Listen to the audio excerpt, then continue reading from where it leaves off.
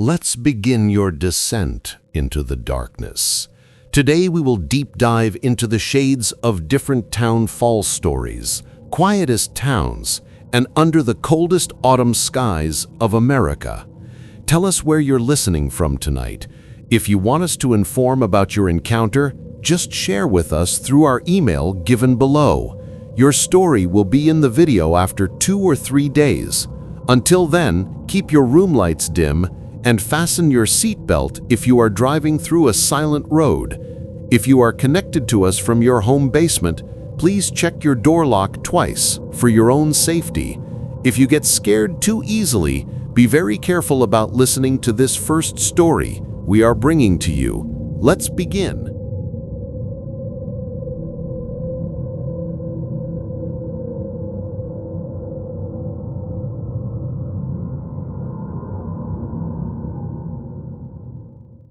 I used to write articles for a little site that paid by the click, the kind with titles like 9 Most Terrifying Fall Horror Stories in Deep Areas in Our Homeland USA. You've probably seen 100 of those. Skimmed them on your phone with a blanket over your knees while the leaves pop and skitter down your street. The trick, my editor would say, was to sound like you were a friend talking over coffee. No purple prose, no grand claims. Just the quiet conviction of someone who lived through something they can't entirely explain. Back then, I lifted my stories from posts people shared online, from Reddit corners where ordinary folks spit out their fear like a swallowed bee. I'd tweak a detail or two, change the state, flatten the voice. I told myself I was curating lived experience. And because it was always autumn when these pieces did best, I wrote them in October, windows cracked, air a little metallic and wood smoke sour. I noticed, after a few years of doing this, that the same kinds of experiences came up over and over. Back roads, lonely trails, a voice through a door that sounded almost right but not quite, a phone call where the breath didn't match the words. The specifics shifted, but the shape of the fear was consistent. What I'm saying is, I'd been steeped in these stories so long they were like the smell of a book left on a radiator, comforting, until it's not. And then last fall happened. 9 things, strung like bad pearls through October, all of them close enough to the real accounts I'd read to give me that nauseous déjà vu. I told myself I was collecting, that this was all raw material for the next list, but it never became content. I guess this is me finally telling it in the first person the way I used to ask other people to do. It started small, the way these things always do. We're conditioned to ignore small alarms. I was on Route 219 in Pennsylvania, that shoulderless, 2-lane stretch through hills that loom like sleeping whales. The map app rerouted me off the highway because of a crash, and I ended up at a little gas station in a town with a faded post office and a bait shop. A scarecrow leaned against the ice chest. He wore a real flannel shirt someone had outgrown and stuffed with leaves. I was getting coffee that tasted like lemon cleaner when the bell over the door dinged and a man came in, tall as the doorframe, wearing an orange beanie and a heavy canvas jacket. He nodded at me, a standard country nod, polite and contained. "Cold hit early," he said, to no one in particular. The clerk nodded back and kept reading his hunting magazine. The man took a small black notebook out of his pocket, flipped it open, and said, like he was reading, 9 this year, and then he looked at me, at my hand around the sweating coffee cup, and smiled with all his teeth. "Leaves take everything down with them," he said. "You ever notice?" I laughed, a tiny puff of air, and he walked to the back cooler and stood there too long, holding the door open so the light made a thin fog in the aisle. When I paid, the clerk bagged my Slim Jims like we were sharing a joke we weren't allowed to say out loud. I drove away with the taste of cleaner jitter coffee and the words 9 this year dancing in the warm breath of the car's heater. The second thing was a trail, damp with the kind of leaf pack that squeaks. It was a county park outside Ellicottville, New York, the kind with laminated maps thumbtacked to a notice board. I wanted to stretch my legs. I had the place almost to myself except for a woman and her dog, some stocky, cheerful breed that looked like it would enjoy digging up a fence post. The dog was wearing a bandana. The woman smiled, I smiled, and we did the little trail etiquette nod. I went left. 10 minutes in, I saw the woman again, coming toward me, same dog, same red maple bandana. She smiled, I smiled, and I watched her pass and then turned, because the left loop didn't actually loop at all, and even if it did, she would have needed to sprint through a stand of thorny brush to appear where she did. There's always a simple explanation. The park map is wrong, you tell yourself. You misremembered her face. The dog is one of those common mixes trail people all seem to own. And then you hear, very plainly, your own voice say, 9 this year, right over your shoulder, except you know you haven't opened your mouth. I threw up right there, humiliatingly, quietly, into my scarf, the way people vomit on planes and try to pretend it's a cough. I wiped my face and went back to the car and drove away so slowly the dog could have passed me if it had wanted to. The third was a phone call. Late, hotel room in West Virginia, the kind where the carpet is thin over concrete and your footsteps are both sloppy and too loud. I was watching some network show where detectives figure out that the person they thought died is actually the twin, because there are only so many plot shapes. My phone rang with a local number. I answered because I was half lonely and half afraid of not answering. A man said very pleasantly, like he'd dialed by mistake and was relieved to find me, "Hey there, you're not from here. Car with the New York plates. I really liked the bumper sticker about the book you read." I sat up. "I do not have a bumper sticker." "Sorry?" I said, "Wrong number." And he chuckled, not unkindly. "You don't have it yet," he said. "But you were going to buy it at the Walmart off the exit. You put it back because you realized that tell." He cut out either because of the connection or because he wanted to land the line right. "I like the smell in your car," he said. "That heater dust smell. It's too early to turn the defrost on, but you did it anyway. You like the sound." I hung up. Immediately another call. Same number. And I pressed the power button to silence it like the phone was a living thing whose mouth I could cover. I slept with the bathroom light on and the TV muttering so any real voice would have to fight to be heard. Fourth was a house. I do what I do cheaply, so I stay in short-term rentals that are more shed than home. This one was in southern Ohio, a converted garage behind a ranch with a satellite dish and a yard choked with ornamental grasses gone straw. The host messaged directions like, "Go around the back. Door code is your birthday." I'd never given my birthday. Later, when I checked, the app just showed my month. Maybe that's on me. Inside, the concrete floor was painted battleship gray and the bed was a mattress on pallets. The host's teenage son, pimpled, expressionless, stared at me through the glass of the door like I was something you'd set out in the sun to see if it melted. I waved. He didn't wave back. That night, around 11, there was a scratching, the kind that lives between mouse and cat. Came from the vent near the floor. I got my phone light, crouched and shone it in. The grate was dusty. The screws rusted from some old basement moisture the paint couldn't hide. Inside, the duct yawned like a throat, a glint like a marble. I reached and felt a little bundle tied with red twine, something the size of a deck of cards. I unlooped a knot and the twine fell into those gritty dust flakes. Inside was, well, at first I thought it was a stack of index cards. It was, in a way, 9 Polaroids. The first 8 were of different people standing in this room, the same corner where the paint was scratched, the same bad print of a lighthouse on the wall. People of all kinds. Each had something red tied around one of their wrists, that same twine. The 9th was a photo of the vent with the little bundle inside it, taken from my point of view. There was a dark, familiar scarf tied to the bundle. A scarf like the one I had vomited into at the park. The blur of its weave unmistakable. My hands trembled. I put the bundle back, retied the twine as best I could, and slept in my clothes. When I left at sunrise, the teenage boy was raking the stiff grasses into piles, and he smiled for the first time. A crooked, nearly grateful shape. "Careful driving," he said. "Lots of leaves on the road." Fifth was a church. I don't go to them, but small towns are clustered around steeples like iron filings around a magnet. And sometimes, when I need a bathroom and a human face, I wander into a pancake breakfast or a rummage sale.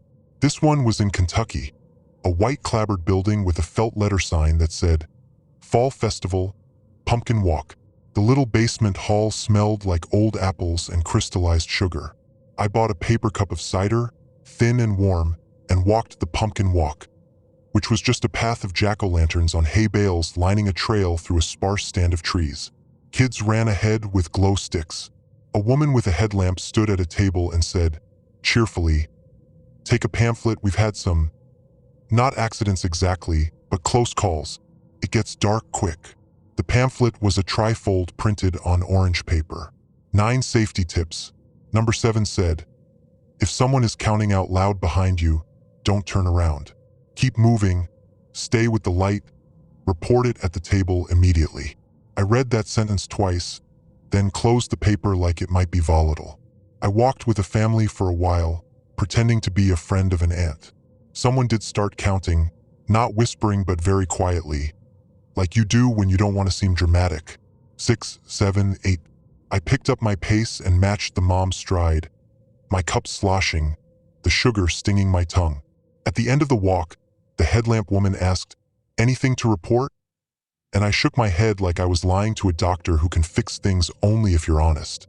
In my car, the pamphlet glowed nuclear in the dim. I threw it away, then got out and plucked it from the trash and slid it under my seat like a talisman. If I got pulled over, I wondered if it would look crazy, having a church handout with weird rules under my seat. I wondered if the cop would say, "Why 9 tips? Why not 8? And I wondered what I would answer. 6th was a field. Everything in autumn is a field at some point. Indiana this time, outside a town that mostly existed to support a grain elevator that clanged like old bells. I pulled off the county road to take a picture of a tree line where the sky looked like a bruise dissolving. I walked along the ditch, my shoes wetting through. The corn had been cut, leaving those sharpened stalks like chewed pencil ends. I heard a harvest machine, the kind that moans like a ship, but it was off in another direction, and the wind laid the sound over my skin like a damp towel. Across the field, a man, no, I don't know if it was a man, stood up out of the rows as if the dirt had just finished telling him a secret.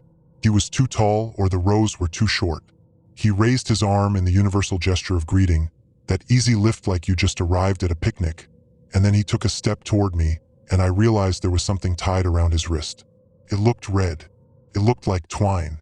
I stepped back and my heel found the ditch wrong, and I folded into it with a sound that was not a scream, but will stand in for one in the transcript of my life.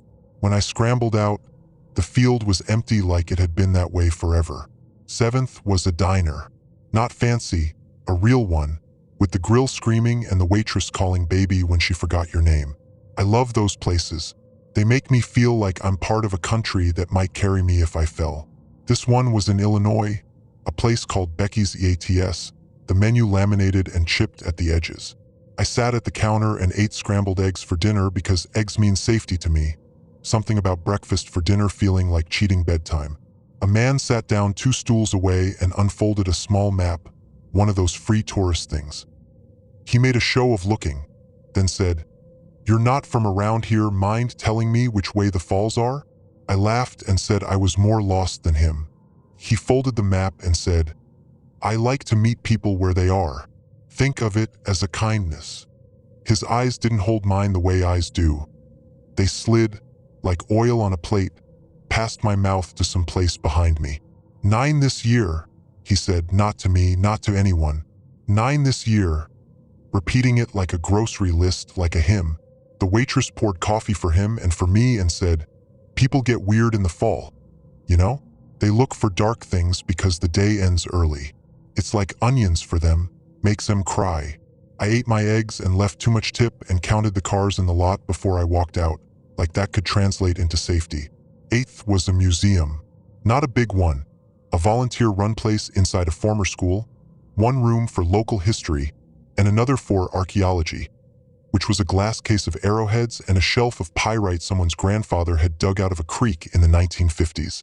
The volunteer was a retired nurse who wanted to talk about her roses. I nodded and pretended rose care was my hobby, then drifted to the bulletin board where locals pinned lost dog notices and chicken swap flyers.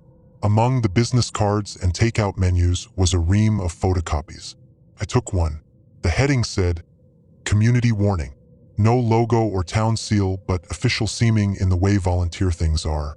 The warning told a story about an individual or entity that adopted local habits and language and liked the smell of heater dust. It said to be watchful for a person who repeated your words quietly when you spoke and who seemed surprised when you changed the subject. At the bottom, a hand-drawn line of 9 little leaf shapes was colored with highlighter. Fresh ink. I put the paper back and stepped outside where the air was tight and cold and the sky was the color of something that had been left in a sink too long. The 9th, the last, was my home, or as close to home as I can get. It was late October by then, the trees bare as ribs.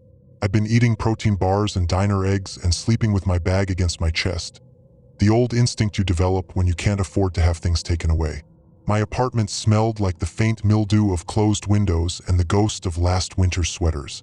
I stood in my kitchen and had that city feeling that the walls have been carrying on without you and merely tolerate your return.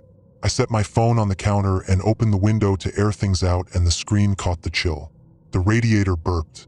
I breathed into my scarf for a minute with my eyes closed because it made me feel like a kid who used to think fog was magic and not a sign something was about to vanish. I don't want to say I heard the tally first because that's too on the nose, but yeah, a whisper. Not words exactly. The brushstroke sound of someone moving along drywall with a palm. I went still. The sound traveled, soft as a pencil shade, toward the couch. My couch is from a sidewalk in August. It weighs more than a bear. Beneath it, a sliver of shadow, no, not a sliver, a slit like a mouth. I don't mean a monster mouth. I mean the realistic gap between furniture and floor that usually just accumulates dust but sometimes looks like it could swallow a ring. The whispering had weight now, the sound of something considering me. I knelt because bending over felt like too much of a surrender and said, "I wrote about you," out loud because I decided that if there were rules, they must include this one. Naming the thing that frightened you even if the name was wrong. The whisper stopped, and a voice, not from the couch gap, not from a vent, but from the air the heat carries, that iron steam note, said, cheerfully, like a man choosing a donut at a church sale, "I know." The window thunked, a not quite shut chime. My phone lit up with a text from an unsaved number. It said, "Love the scarf." The next text was a photo taken from a slight angle, that half-height perspective of someone who has learned to hold the phone below eye level to avoid glare. It showed my apartment door, the wreath I'd never taken down because exhaling is easier than doing. The peephole was a black coin. The timestamp on the photo. I know you said no timestamps in sections, no neat little headings, but this was stamped anyway, was 2 minutes before I got home. That meant whoever took it had been here, had maybe touched the wreath, turned it like a dial. I didn't call 911. I wish I had some grand reason, some critique of police response times or a manifesto about self-reliance. I didn't call because I was ashamed. I felt like I'd conjured this by writing myself into the mouths of other people's fear. I told myself it was a lesson. I told myself I would learn it. I packed a bag. No, I kept my bag packed and sat in the kitchen with the light off. I watched the window. The radiator ticked like ants. I remembered, with absurd clarity, the headlamp woman's pamphlet. If someone is counting out loud behind you, don't turn around. Keep moving. Report it. The absence of a report sits in the gut like a lost tooth. After an hour, after 2, I stood up. My phone chimed again, that same unsaved number. "Ready to write the list?" it said. "Summarize the fall." And below that, 9 this year. I did what I do when I'm scared. I wrote the gas station man and his not quite joke, and the woman on the trail who wore the same red bandana twice, in the wrong place at the wrong time. I wrote the phone call and the Walmart where I almost bought that bumper sticker, where the fluorescent light hums like a chorus of bees, where you can see yourself in the black security dome and you look like a fish. I wrote the house with the vent and the Polaroids and the boy who finally smiled. I wrote the pumpkin walk and the counting and the way I decided I would die rather than be gauche. I wrote the field and the person who stood up from the rows like the earth changing its mind. I wrote the diner and the museum and the chalky volunteer and the speed with which fear repurposes community. I wrote my apartment and the couch gap and the way the radiator seemed to translate whispers. And then I stared at the screen. I stared until the role of observer slid off my body like a stained shirt. You can write about a thing so long that you become it or it becomes you.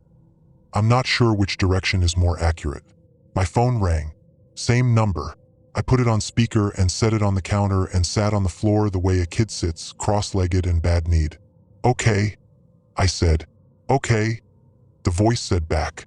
It sounded thinner now, stretched, like it was being pulled through the holes in a screen. "We'll make the list." "Why 9?" I asked, surprised by how normal I sounded, like I was talking to my editor about word count. "Why not 7?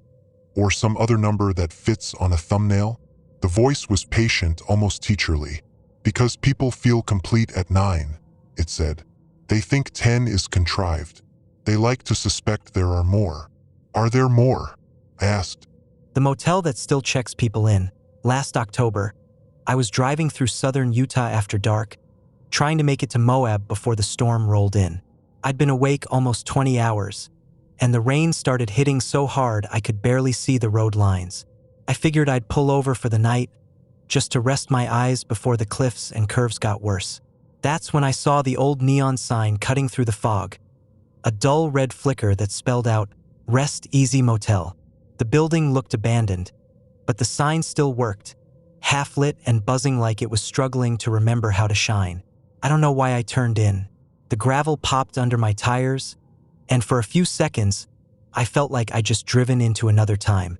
The office light glowed weakly behind a dirty window. I tried the door, expecting it to be locked, but it opened with a soft creak. Inside, the air smelled of wet carpet and old cigarette smoke. The counter was empty except for a guest log and an old brass key hanging from a nail marked Room 7. I called out, but no one answered. There was a bell on the desk, so I tapped it. Nothing happened, just that flat, broken clink of rusted metal. I don't remember deciding to take the key, but I did. Room 7 was halfway down the line of doors, paint peeling in big curls. The room itself looked almost clean, like someone had come through recently. The bed was made, the lamp worked, and there was even a half-full glass of water on the nightstand, cloudy with dust. I figured the power still ran somehow because the heater came on, humming faintly. I lay down on top of the blanket and must have fallen asleep instantly. When I woke up, it was still dark. The digital clock on the dresser said 3:12 a.m., its numbers dim and flickering. At first, I thought the heater was still running, but the noise was too rhythmic, soft dragging, then a pause, then again. It was coming from just outside the door. I stared at the shadow under it and could see something shifting back and forth, like feet pacing. I told myself it was wind, branches, an animal. But when the sound stopped, I heard breathing. Slow, deliberate, right against the door. I didn't move. I don't think I even blinked. After what felt like an hour, it went silent again. I waited until dawn before opening that door, and when I did, the walkway was empty, the gravel untouched. Only one thing looked different: the key was gone. The brass tag that had hung on it now sat on the ground, tarnished green around the edges, but etched with something new: a date. October 13th, 1996. I checked out fast, meaning I just left. No car in the lot. No people, no sound except for the hum of that sign sputtering behind me. I didn't breathe right until I was 10 miles away. Later, when I stopped for gas, I asked the clerk if there was still a motel back on 191. He frowned like I'd said something crazy, then told me the Rest Easy had burned down decades ago, after an electrical fire killed everyone staying there. 9 people in total. I laughed it off until that night, when I stopped in a chain motel near Green River. The keycard barely worked, and the front desk guy handed it over without looking at me. When I opened the room door, the first thing I noticed was the faint smell of smoke. Old smoke, like something long gone. The second thing was the tag sitting on the nightstand, brass tarnished with the same date etched into it. October 13th, 1996. I didn't sleep that night. I just kept the lights on and waited for the sound of dragging to start again. I took a seasonal job last October that sounded simple on paper and almost wholesome, the kind of thing people comment under on Reddit with "you're doing important work and stay safe out there, man." I signed on with the county highway department to help the 2 regular guys with fall remediation along a long rural stretch of Route 31 and the feeder roads that spill into it. We cut low branches, picked up shredded tire treads, staked frost heave warnings, and, the part no one mentions until they hand you the forms, We logged and quietly removed roadside memorials that had been up past the official window, which the county calls a compassionate period. The policy wasn't cold. You keep a cross or a bunch of silk flowers in place for 90 days after the accident date, unless it's in a location that creates a hazard, and then you relocate it to the gravel pull-off by the old way station where there's a shared reflection garden. People rarely complain, the supervisor told me on my first day, because grief burns hot for a while and then settles into whatever shape the road gives it. I told myself I could do it. I like tasks with edges. It felt respectful to clear space before the plows. My route was 35 miles dotted with yellow maples and a few barns going silver with rot. 45 minutes from the city, and it could have been anywhere in the Midwest or Northeast. Those soft hills with silo shadows, the smell of wood smoke and cold diesel, the way cornfields sound in October when the stalks are dry enough to gossip. The truck I drove was a white single-cab Ford with a vinyl bench and the kind of heater that smells like iron and dust, and I kept a worn binder on the passenger seat with laminated maps and a list of locations marked by milepost and a handwritten note about what was there, who it belonged to, the 90-day date, and any special instructions. I got the binder from the regular driver, a quiet man named Jeff whose hands were permanently rimmed with grease even when they were clean. He was taking family leave for a month. He tapped the binder, told me it was up to date, said if a memorial looked freshly tended we always gave another week. No one needed to feel like county workers were vultures, and then he grinned a little at his own choice of word like it had snuck out. I'm not living some horror movie arc where a broken person goes to fix something far away. I was fine, a little bored, and grateful for the overtime. I liked how the road made a shape of my day. I liked the way the radio sang that Noah monotone on the hour with frost advisories and wind warnings. I liked the smell of crushed leaves under the tires when you just kissed the shoulder. I liked the small kindnesses, like the widow who left a thermos of coffee on the median for us near the place where her husband had skidded in a March ice storm years before and somehow made the coffee taste like forgiveness. The first few weeks were uneventful aside from the way your mind starts to arrange the country into patterns. Milk cows in early afternoon mean a later milking schedule. Stacked wood indicates a good winter. Pumpkins left out after rain mean a soft collapse and the crows will come. I learned that Route 31 hums at 60 and sings at 65, and that you can tell the age of brake marks by their shine and how the dust gathers along the edges. I learned, and this matters later, that mile markers shift on you not because anyone moved them but because your sense of distance is a liar. The binder's first weirdness came at mile 18.7, a straight stretch with a narrow shoulder and a ditch that holds water like a mirror. The list said a small white cross for T.W. Accident on July 5th, aging silk lilies, 90 days elapsed, relocate to reflection garden if not freshly tended. I put on the vest, set out the triangles, and walked the shoulder with my gloves on, expecting what the note described. There was a cross, but it wasn't white. It was painted the exact gray of primer, like the first coat on a patched fender. No lilies either. The base had been wrapped in red butcher's twine, and tucked into the knots were 9 small maple leaves still glossy and wet. I knelt to read what someone had sharpened on the crossarm. It wasn't initials. It was the phrase "still here" and the date July 5th with the 5s traced over, and under that in tiny block letters, a warning I could have read 100 times without understanding. Leave this where it is or it will follow your work. I am not someone who goes mystical when a marker is wrong. I'm trained to photograph variations and radio them in. I did that feeling slightly foolish because what was I really reporting except that family grief makes rules of its own? The dispatcher, a woman named Karen who never sounded rattled, told me to log the note, leave it, and move on. I did. 10 miles later, I began to realize that leaving it had not been a choice. At mile 29.2, where the sheet said small wooden plaque with a varnished photo of a teen named Nora should sit against the guardrail, I found, instead, the same primer gray cross with red twine, maple leaves, and the word "still here," the same July 5th, the same traced 5s, the same block letter warning. These are rural roads. You can have 2 crosses and decide that coincidence is just probability catching you with your guard down. I took a picture of my own glove in the frame to prove I was not reusing a photo. Then I did something I shouldn't have. I nudged the cross with the toe of my boot to test if it had been spiked deep or was just set into the soil. It toppled with no resistance, struck the asphalt with a cheap drumstick sound, and rolled until the twine dug into the shoulder gravel and stopped it. I picked it up and my glove came away smelling faintly of lemon cleaner, that public bathroom smell, and of damp cardboard. I drove it to the reflection garden because my job is not a symbologist seminar. It's a county service. At the garden, I set it in the row with the others and felt, briefly, like I had wronged a person who could feel it. I told myself the feeling belonged to me and not to the object. That night, the weather radio, which I keep on because the county requires it, crackled a frost advisory and then held, just a second too long, on silence. And in that extra second, I could have sworn I heard the drag of something across a rough floor, the sound of twine being unwound from wood. I brushed my teeth in the yellow light of my little duplex bathroom and watched the window sweating and thought about how you can carry someone else's sadness around and wear it like an oversized coat, heavy and easy to trip on. The quiet man of Cold Hollow, I'm not the kind of person who posts online about paranormal stuff. I work maintenance for the county, mostly fixing streetlights and clearing brush from back roads. I live alone, drink cheap coffee, and spend most of my nights half watching whatever local news is still alive on cable. But last fall, something happened in Cold Hollow that I can't really keep quiet about anymore. The first strange night. Cold Hollow's a speck of a town in northern Vermont. Population maybe 200 on paper, but more like 50 when you count the ones who actually stay through winter.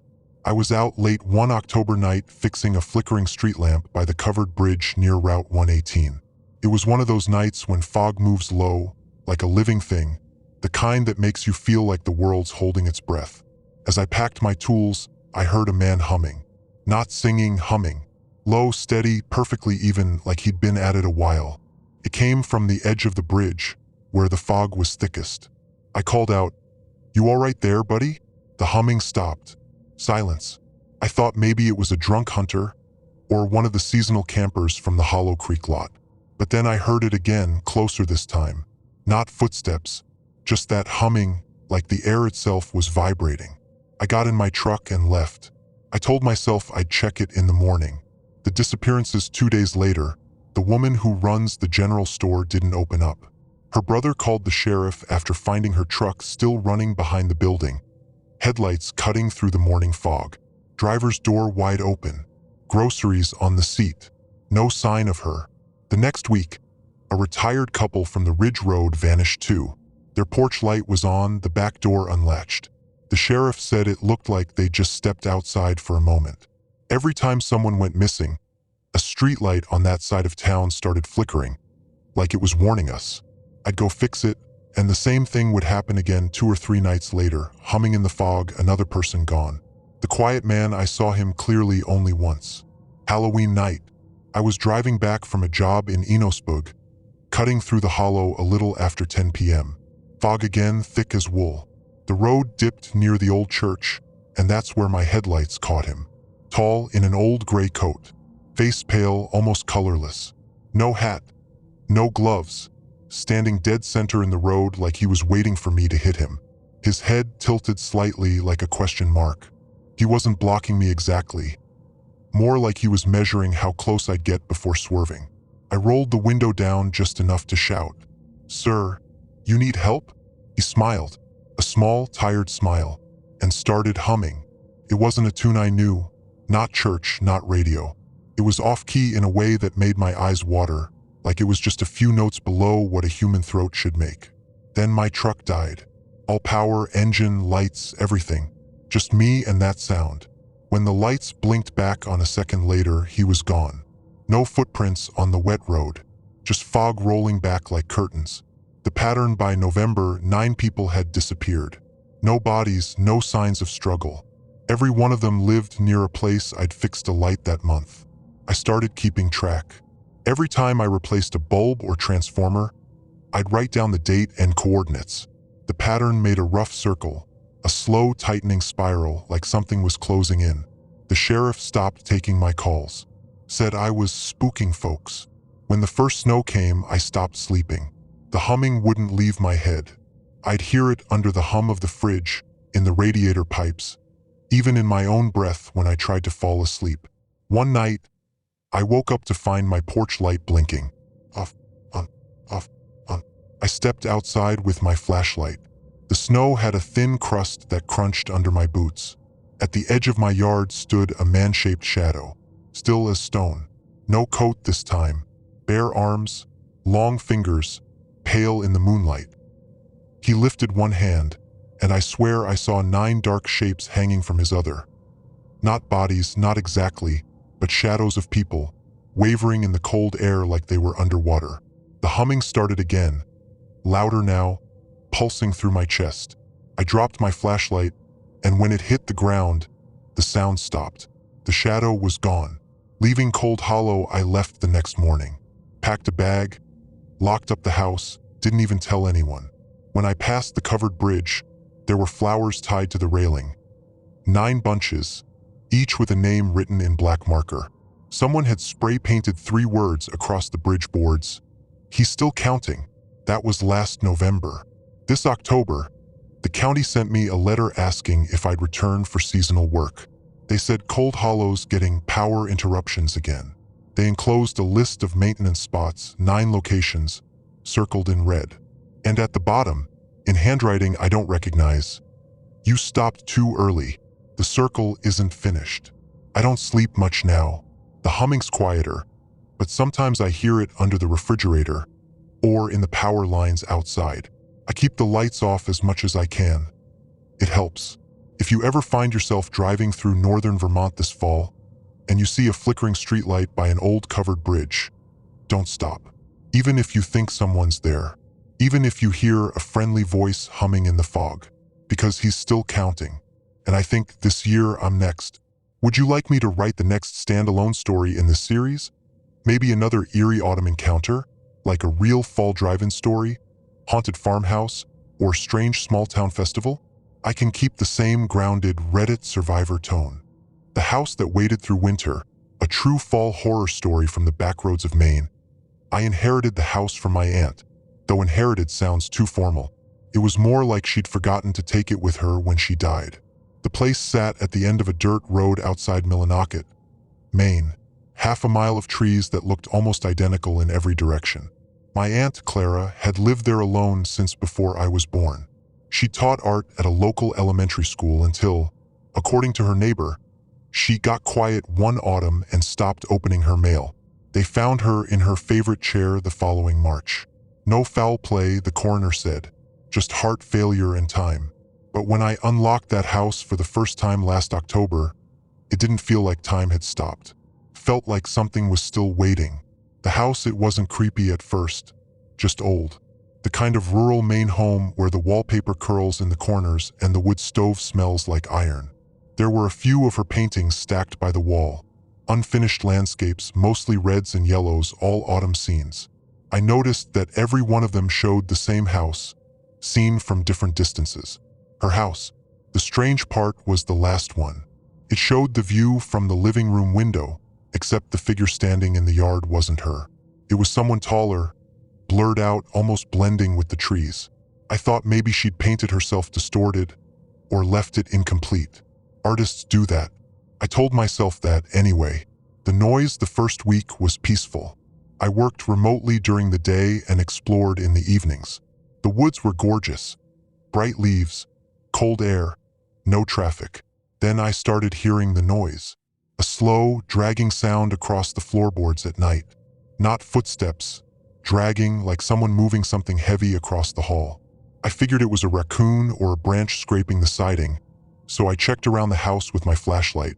Nothing. Just that thick fall silence that swallows your own breathing. I started sleeping with earbuds in. The visitor a few days later, I went into town for groceries. The cashier, an older woman with those soft New England vowels, looked at me twice when I mentioned where I was staying. "You're in Clara's place?"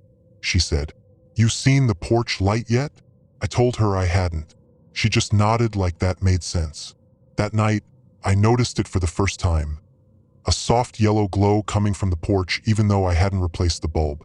I stood by the front window and watched it pulse faintly, like it was breathing. When I finally opened the door, the light clicked off. There was no bulb in the socket at all. I didn't go outside again that night. The phone call by the second week, the dragging sound had changed. It was slower, heavier, as if whatever made it had grown tired. Then the phone rang. I didn't even know the landline worked. I hadn't set anything up.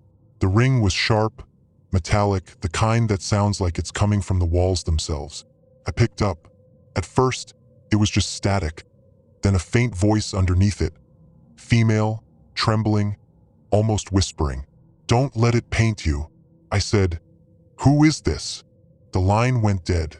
I stood there listening to the dial tone until it blurred into the hum of the refrigerator. The discovery, it took me another few days to find the studio in the basement. I hadn't noticed the trapdoor before. It was hidden under a rug by the stove. Inside, I found half a dozen canvases leaning against the wall, each wrapped in old sheets. I unwrapped one and froze. It was me. Not exactly me. The painting showed a figure that looked like me from behind, sitting at the kitchen table. The details were too perfect. My plaid shirt, my coffee mug, even the crack in the window I'd been meaning to fix. The next canvas showed me again, closer now, as if the painter had moved a few feet forward. The third showed me turning my head slightly. I checked the signature in the corner. C. H. Clara's initials. I stepped back and hit something solid behind me. Another painting, already unwrapped. It was unfinished, but I could see the outline of a figure on the porch. My face wasn't painted yet, just blank white canvas where it should be. And the brush on the table was still wet. The last night I called the sheriff's office. They said someone would come by in the morning, which in Maine means whenever the fog lifts. So I waited it out.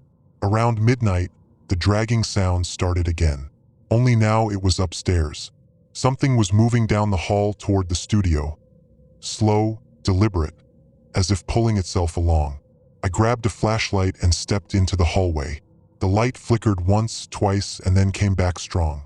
Every painting I passed was different now. The colors deeper, fresher. The figure that looked like me had turned to face the viewer in all of them. Same expression each time. Mouth slightly open, eyes unfocused, like someone being pulled underwater. The last thing I remember clearly is reaching for the basement door. Something cold brushed the back of my neck. And then nothing. After I woke up 2 days later in a hospital bed in Millinocket. They told me a neighbor found me passed out in the yard. Mild hypothermia. The house had been empty when they checked. I told them about the paintings. The sheriff said the basement was bare. No canvases, no easel, nothing. Just a single brush on the table upstairs. They let me go after a night of observation. I didn't go back to the house. But last week, I got a small package in the mail. No return address. Inside was a photograph of a painting. A woman standing in a yard, wearing my jacket, half turned toward the window. On the back, in shaky handwriting, "Winter's over. Time to finish the last one." Epilogue. I keep thinking about the voice on the phone. Don't let it paint you. I don't know what that means, but sometimes at night I dream I'm standing in front of a blank canvas that smells faintly of oil and wood smoke. Something behind me is humming, slow and careful, like it's matching my breathing. And when I wake up, my hands smell like turpentine. If you ever inherit a house and you find paintings of yourself that you didn't pose for, leave. It's not the ghosts that get you. It's the house, remembering you better than you remember yourself. The harvest that never ended. I grew up in a quiet farm town in southern Iowa. The kind of place where fall means 3 things. The air smells like corn husks, the nights come too early, and the church hosts a harvest festival that every family in the county attends. I hadn't been back in over 15 years, not since my father died and left the farm to my brother. But last October, he called out of the blue, said the town was different lately. His voice was dry and tired, the kind of tone that carries something unspoken underneath. He told me the harvest festival was that weekend and that it would mean a lot if I came home. I got there on a Friday evening, the sun bleeding out behind the silos. The whole town looked the same, but somehow smaller, like someone had washed it too hot and it had shrunk. Every porch had the same type of corn stalk bundle tied to the rail. Every window glowed with the same orange bulb. When I asked my brother about it, he said the pastor started a community tradition a few years back. I remember laughing and saying it looked cultish. He didn't laugh back. The festival was held, as always, on the high school field. Long tables lined with pies, kids running through leaf piles, the air full of sweet smoke from the bonfire. It should have felt comforting, nostalgic, but the longer I stood there, the more I realized something was off. Everyone's smiles were wrong, stretched, rehearsed, and every few minutes, people would glance toward the old grain elevator, just beyond the fence, like waiting for something to come out of it. When the pastor took the microphone, the chatter stopped so suddenly it was like someone hit mute. He gave a little speech about gratitude and the bounty the earth gives if we give back. His voice was warm but too measured, like he was reading a script. Then he said, "Now we'll begin the return."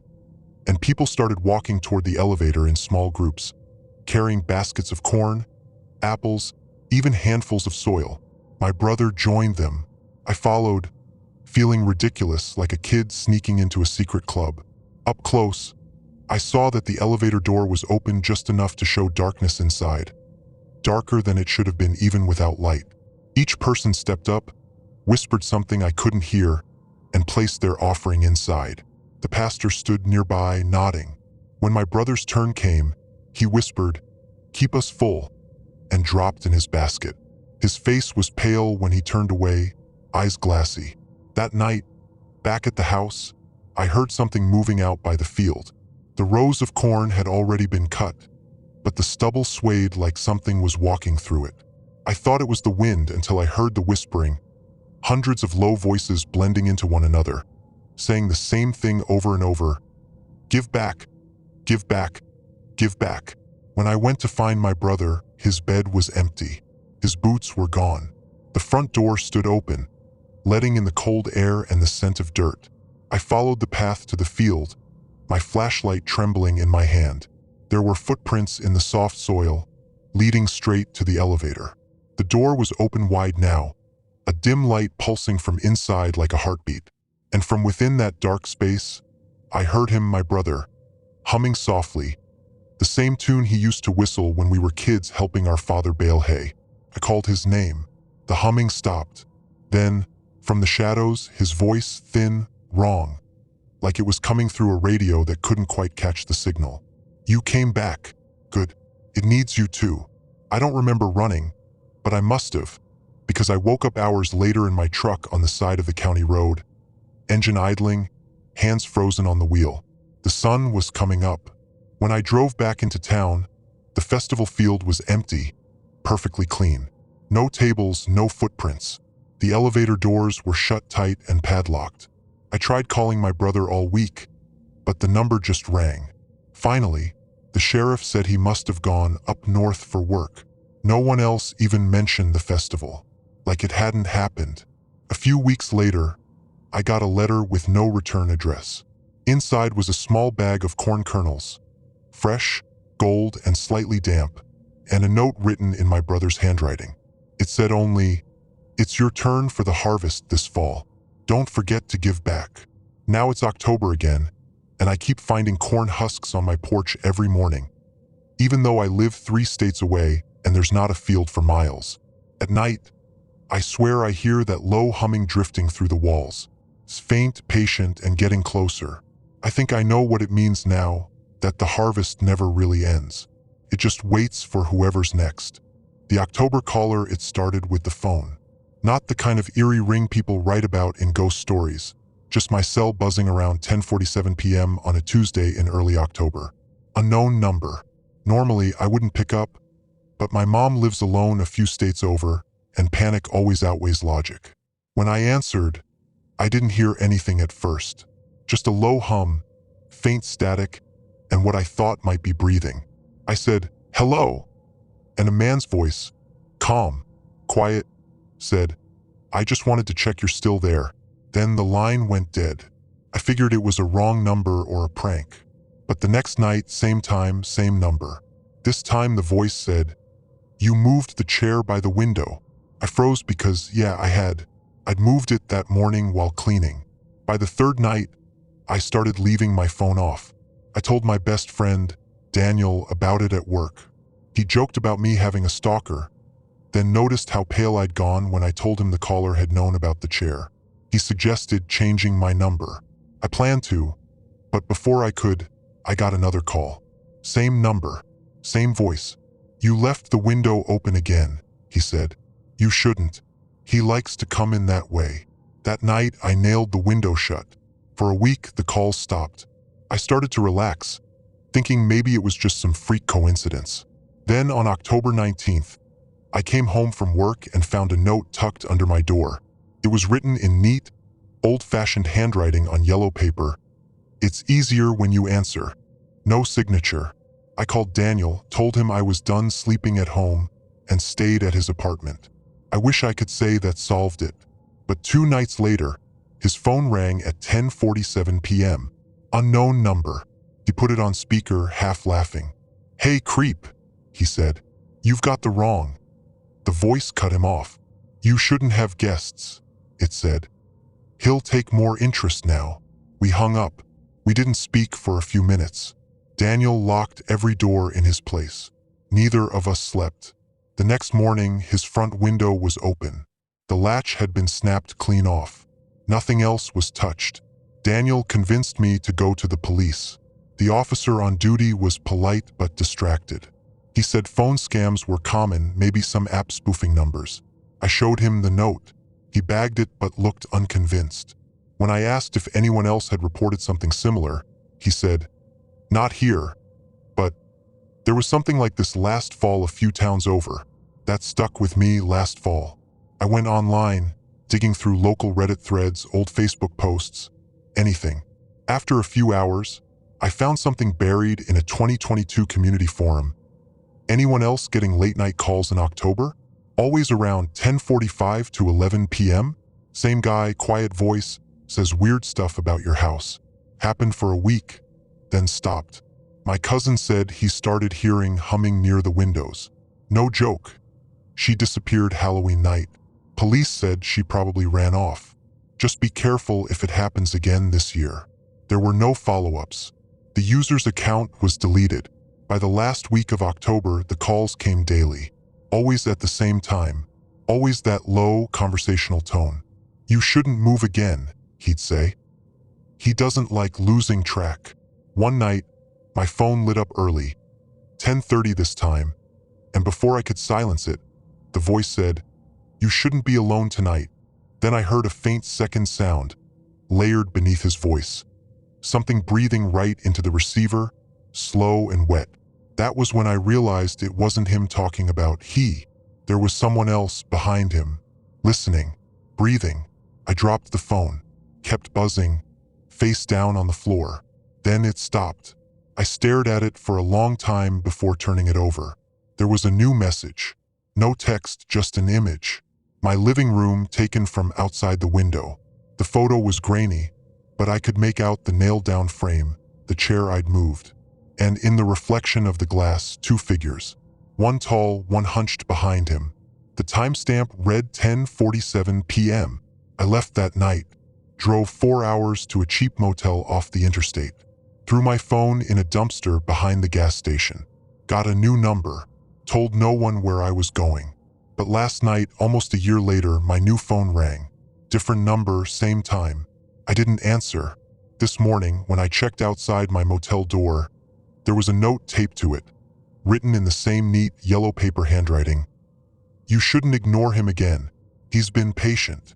And underneath, drawn in pencil, 2 small circles, one inside the other. The inner one filled in completely, dark and smudged. Tonight's October 31st. I've been hearing a faint hum through the vents since sunset, like static mixed with breathing. It's 10:42 now. I think he's early this year, and I don't know what happens if I answer. The motel on Highway 191, I still see it sometimes when I drive that stretch of road. The faint glow of the old sign through the trees, letters long gone but shape still clear. Rest Easy Motel. If you blink, you'll miss it just before the curve past the river, right where the fog likes to hang. I didn't mean to stop there. It was October of 2019, and I was driving through Arizona on my way back to Flagstaff after visiting a friend in New Mexico. A freak thunderstorm hit near dusk, the kind of desert rain that comes down all at once. Sheets of it sudden and mean. My GPS lost signal, my phone battery was dying, and I hadn't seen another car for miles. When the road dipped, I spotted that flickering sign through the trees. I thought I was lucky. The building sat low and narrow, maybe 10 rooms tops. Half the letters in the sign were missing, so it just read, RESTSY. The office light glowed dim and yellow like an old nightlight. Inside, the air smelled of dust and something sweet, like rotting fruit. A woman sat behind the counter, thin and pale, maybe 50, with long gray hair pulled into a loose braid. She didn't look up when I came in, just said, without expression, Room 9's the only one open. Cash only. No smoking. I handed her $40. Her fingers brushed mine, ice cold. She gave me a brass key on a cracked leather tag. Checkouts at dawn, she said. Outside, the rain had stopped, but the world felt too quiet, like sound itself had been muffled. The row of rooms was lit by a few sickly bulbs, their light barely reaching the gravel. Every door was closed except number 9, which hung slightly open, as if it had been waiting. Inside, it was exactly what you'd expect. An old motel room, wood paneling, a sagging bed, faded curtains that smelled like mildew. Still, it felt lived in. There was a half-empty glass of water on the nightstand. I should have left right then. Around midnight, the heater kicked on with a groan and then died again. I pulled the blanket tighter and drifted somewhere between sleep and waking when I heard it, the sound of footsteps on gravel. Slow, steady, pacing outside my door. I told myself it was another guest, maybe someone walking a dog, but the steps stopped right outside my room. I waited for a knock. It never came. Then I heard breathing, deep, even right against the door, the kind you only hear when someone's inches away. I reached for my phone. 1:13 a.m. No signal. I didn't move again until the sound faded. In the morning, the front office was empty. No woman, no note, nothing. I left the key on the counter and stepped outside. The air smelled sharp and metallic, like ozone before a storm. That's when I noticed the other rooms. Every door was slightly open. Inside each one, the beds were made, but the blankets had dark stains on them, like old watermarks. Some had luggage still sitting neatly on the floor. Duffel bags, purses, even a child's backpack, all coated with dust. Room 4 had a pair of shoes sitting by the bed, toes pointed toward it. The soles were covered in dirt, like they'd walked here from far away. I backed out and went to my car. The lot was empty except for my vehicle. When I looked in the rearview mirror, the sign was flickering again, weak but pulsing, and for just a second, I thought I saw movement behind one of the curtains. Someone standing there watching me leave. I told myself I'd imagined it. That stress and bad weather had made me see things. But later that night, in Flagstaff, I stopped for gas and the clerk, a chatty local, saw my mud-caked tires and asked where I'd been driving from. Came through Highway 191, I said. Stopped at an old place, Rest Easy Motel. His face went blank. Then he shook his head. That place burned down in '94, he said. Electrical fire. Killed everyone in it. Whole family ran the place. They never rebuilt. I laughed it off, but he didn't. He pointed to the newspaper clippings tacked on the wall near the register. I walked closer. There it was. Rest Easy Motel destroyed in blaze, 9 dead. The photo showed a building reduced to ash, the sign still standing amid the smoke. 9 dead. Room 9. When I got back to my car, there was something tucked under my windshield wiper. A motel receipt. My name, scrawled in shaky handwriting, dated October 15th, 1994. And in the corner, a note in pencil, checkouts at dawn. It's been 5 years since that night. I've changed numbers, moved apartments, stopped taking long drives, but sometimes, especially in late October, I wake up to the sound of footsteps outside my door. Always slow, always steady. And when I check my phone, it's 1:13 a.m. every single time. The second weirdness was an entry that didn't exist in the binder on paper and yet did exist in the ring holes. I flipped to the tab marked late October and found a blank sleeve sheet protector. No page, no notes, but someone had written in pen around the ring holes themselves as if the plastic were the paper. The words tucked into those small circles. 12.3 southbound, do not slow, count the markers and do not look left. I am not romantic about notes. I photographed it, sent it to the office, got a reply that the file must have slipped out, and carried on. The next morning, I set out before dawn because the fog makes the work almost illegal later. Those shoulders disappear under leaf slime, and you have to time your steps between the sound of oncoming tires. The mile 12 sequence is a series of sighs in the road that trick you into pressing the gas, and the left sightline opens to a fallow field that always floods, and the right is a hawthorn thicket that keeps the fog low like it prefers it. I counted markers because the note told me to, and because I am intermittently superstitious in the way people become when their rituals have a job attached. At 12.1, I saw the road glisten where leaf oil had smeared into a glaze. At 12.2, I passed a county sign warning of deer, and the sticker someone had added under it that said they have the right-of-way anyway. At 12.3, I did the thing you always do when told not to look. I looked left. It wasn't theatrical. It was the most ordinary wrongness, like a word misspelled in a plain sentence. A memorial was already there at the field's edge where the note claimed I would not stop. A long aluminum stake, a crossbar painted primer gray, red twine, 9 maple leaves.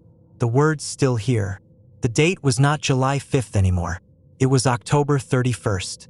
My name was not on it, which would have been the cheap jump. Instead, where initials or a name might sit, someone had carefully written the phrase, "the one who counts." I could have told the story in a clean line where I stopped, heart pounding, and everything collapsed into an explainable blur, but I didn't stop. The note said, "Do not slow," and the part of me that hates to be unprofessional had fused to the part that recognizes a pattern when it's teaching you how to survive it. I drove on, the cross sliding out of the side mirror frame, and when I looked forward, I saw that the road ahead had that subtle wet black sheen it gets when the wind has laid leaves flat. There is a way to drive on it that keeps you from losing the truck. You let your hands go soft and your feet weightless, and you do not correct too fast, and you act as if the ditch is not a magnet. I have never been more aware of my hands. That afternoon, I brought the binder into the garage to show Jeff's supervisor, and the supervisor frowned soft, said he'd never seen a blank sleeve like that, and tried to reassure me without saying out loud that maybe I'd been spooked by grief and the job. On the way out, I slipped on a small wet maple leaf that had stuck to the garage floor. I know people add embroidery to their memory, but this is plain. On the dirt-streaked concrete, impressed into a damp patch, was the crosshatch pattern of butcher's twine, like someone had unwound it there and pulled it through a puddle and lifted it quickly.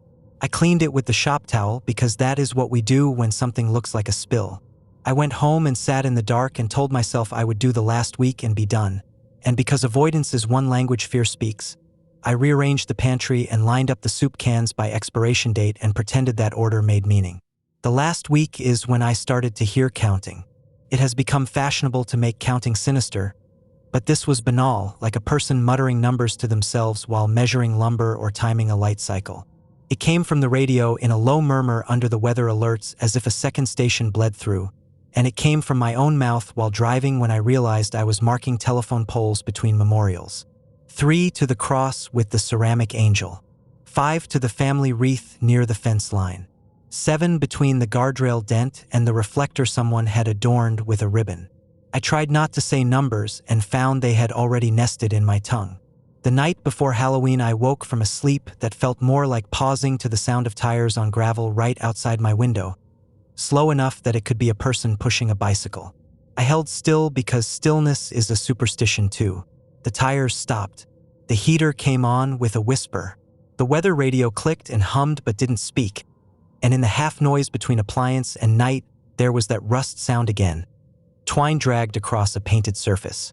I dreamed of binder rings opening quietly and of a plastic sleeve slipping free. On Halloween, a half day by policy, I took the truck out one last time to clear the last 3 entries and to take anything newly placed to the reflection garden with the kind of apology you make with steady hands. The sky had that washed-out look, like it could decide on snow if you spoke to it wrong. I moved a plastic bouquet from a blind curve and retied a ribbon into a square knot on a wreath so it wouldn't lift in the wind, and at the second-to-last stop I found the primer gray cross before I arrived, which is a foolish sentence except that is how it felt. It was always just ahead, just out of whatever frame I used to shape the world. I drove to the reflection garden thinking I would find that earlier cross missing, the narrative simple and therefore comfortable. Both were there, of course, the one I had relocated days ago and the one from the blind curve, standing together like a pair of eyes in a face that refused to focus. I set the second beside the first and stepped back and thought, not in words, that counting can be a form of hunger and a form of prayer, and that I had been feeding both. I went home before dark, which felt like a rule written on my skin.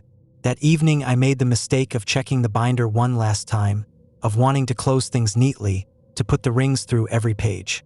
The blank sleeve was no longer blank. A page had been slid in, cheap printer paper still curling in the corners. It listed a location not in my section but on the road I take to the grocery store, a little dip before the gas station where the pavement settles every spring. It gave no initials, just the words reflection pickup. Expired, please relocate. It gave the date October 31st. It gave a mile marker that I know too well to misread. I told myself someone back at the office must have added a rush item, that I could do it tomorrow, that the plows were weeks away. The weather radio clicked. It did not speak. Fat, wet snow began to fall in a pattern that looked like breath hitting glass. I stared at the binder until the numbers on the pages blurred, and then I closed it and put it behind the seat of the truck so the morning would be actual and not acted. I sat on the couch with the TV on low to have other people's voices in the room and dozed in that way you do when you're trying not to dream. When I woke up at 11:52, the room was blue with that first snow light and my phone was on the coffee table with a notification from the county app. Didn't know I had set to allow push. It said severe crash at Route 31 and County 4. Avoid area. Responders en route. The location was the dip before the gas station. The map was so precise that I could see the pull-off where memorials sit for their compassionate period. The urge to go was not noble. It was a compulsion to check the numbers matched. I took the keys and the binder because I am obedient to objects, because I thought, crazily, that I could take whatever would be placed and move it now before it rooted. The roads were slick with a skin of slush. The fields were the dull silver of a pan that always looks dirty. The gas station lights threw their yellow farther in the snow. I saw the flashers before the curve and felt the way your stomach steps into another room to avoid you. There was no fire, no chaos, just the geometry of responders making shapes in the night, cones and angles, and the way one person stands facing traffic to be a human sign.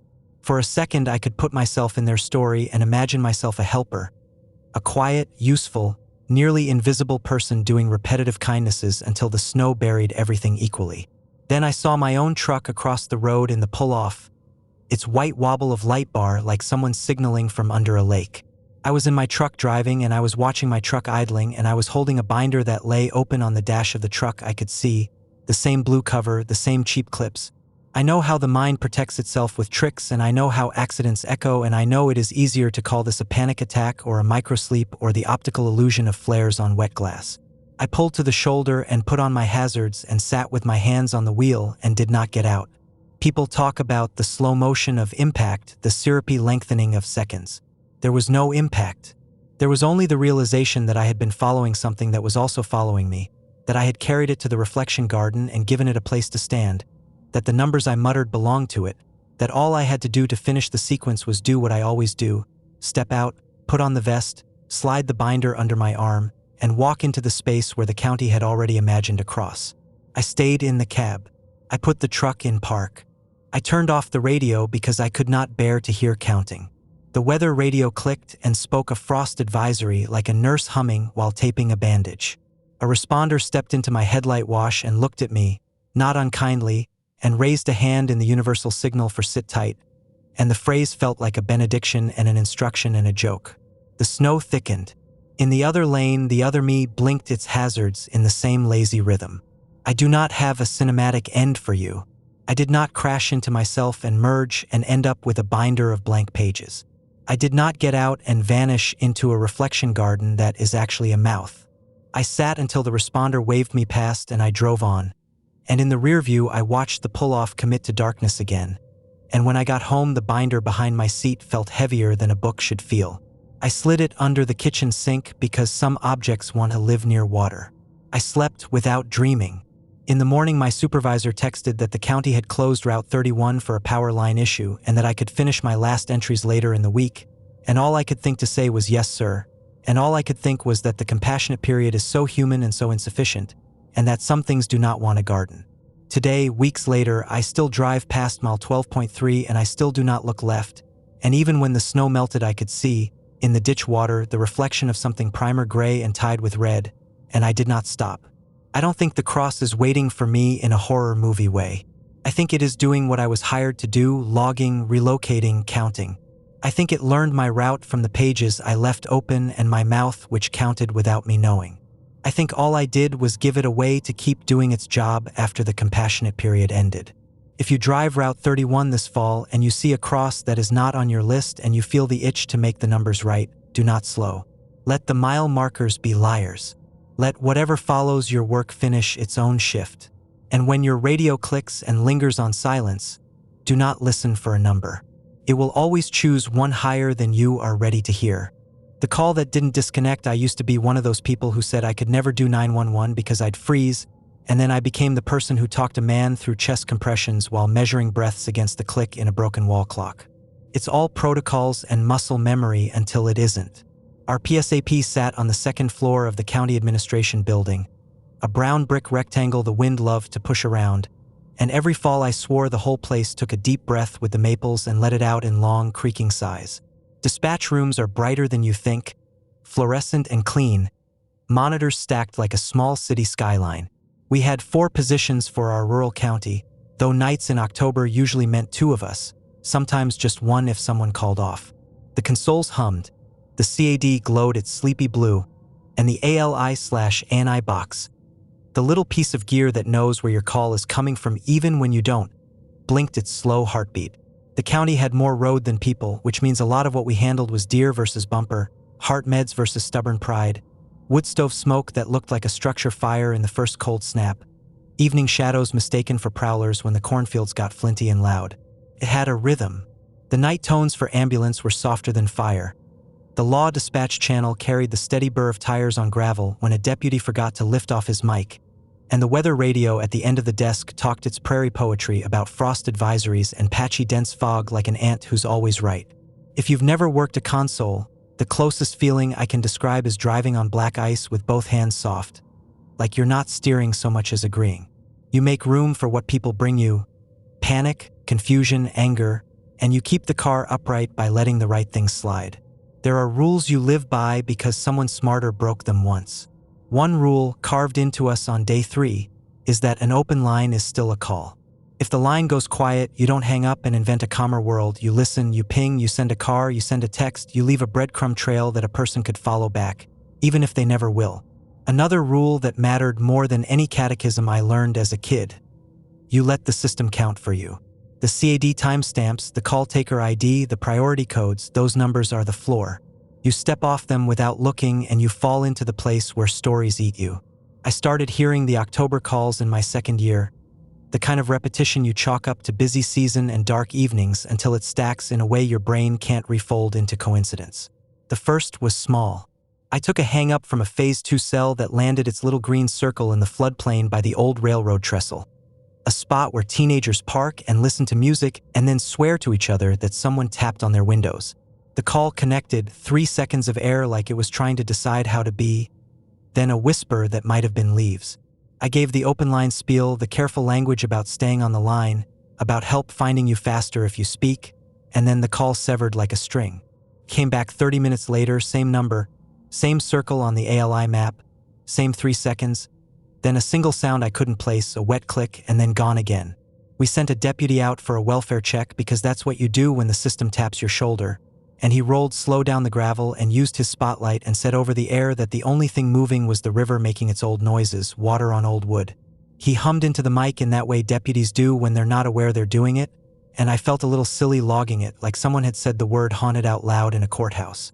A week later, a call tripped from a landline, a real copper-wired dinosaur in a farmhouse we knew by heart because the owner called every spring to report the first tornado that was actually a dust devil. It was the same man's number, but no one spoke, just the faint, sundered rhythm of a house settling in cold. The ALI spilled the address, the cross streets lined up like the star test, and I could picture the place, the oak with the tire swing and the handmade mailbox with a cow cutout. I asked for voices, I asked for raps on the phone if speech wasn't possible. I listened for the little human signatures dispatchers get so good at catching. The spoon in the sink, the breathing someone doesn't know they're doing. Nothing. The deputy nearest was the one who hums. He drove that long mile with the same patience he uses when neighbors argue about fences and called out with that gentle drawl that everything looked fine except the porch light was on and off in a way that didn't feel like a switch. He checked the doors. He checked the windows. He said the house smelled like someone had just left it, coffee and wood smoke, and that animal warm will smell from blankets that live on couches. I logged it in a tidy line and went back to helping a smoker in his 60s who couldn't catch breath even when he sat and counted to 4 on the inhale. When I say the calls were October calls, I don't mean they were spooky. I mean they understood the season better than I did.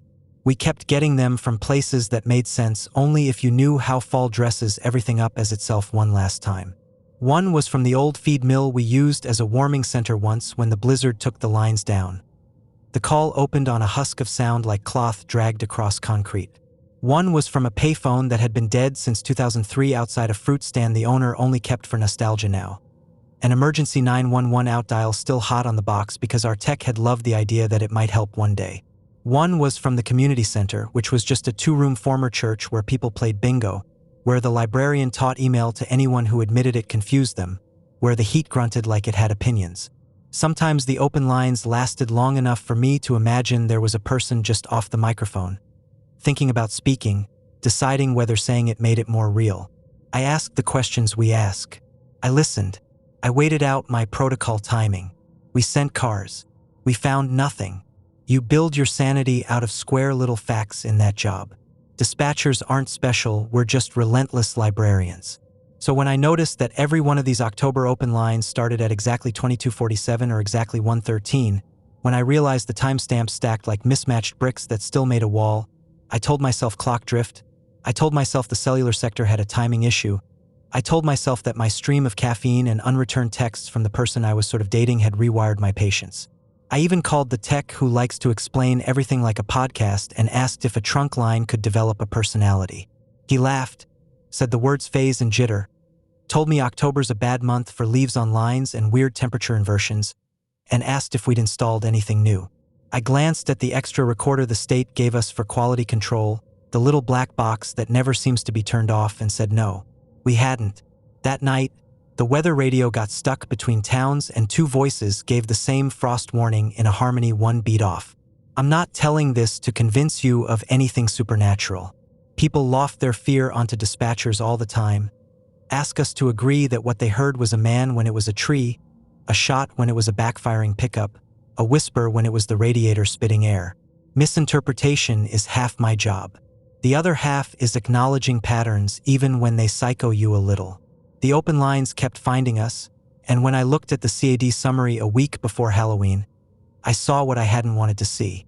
There were 8 of them. They sat in their neat rows with the same timestamp and a different originating number every time. A ringer from a neighboring county's nursing home where the night nurse swore everyone had been asleep. A cold 911 only flip phone a hunter kept in his glove box in case he twisted an ankle in a ravine. A deactivated cell a kid used as a music player. The landline at the county fair office that had been unplugged since August. If you work a job where numbers become beliefs, you know exactly how fast the thought arrives about what comes next.